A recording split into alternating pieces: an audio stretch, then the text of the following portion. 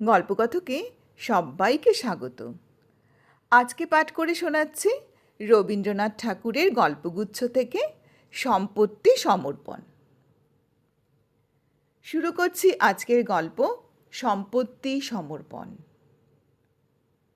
বৃন্দাবন কুণ্ডু মহা ক্রুদ্ধ হইয়া আসিয়া তাহার বাপকে কহিল, আমি এখনই চলিলাম।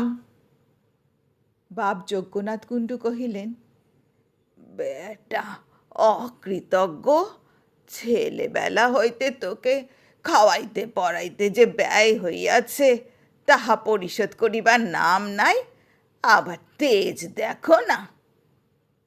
সম্পত্তি সমর্পণ গল্পটি পুরোটা শুনতে চাইলে আমার সঙ্গে থাকার অনুরোধ রইল।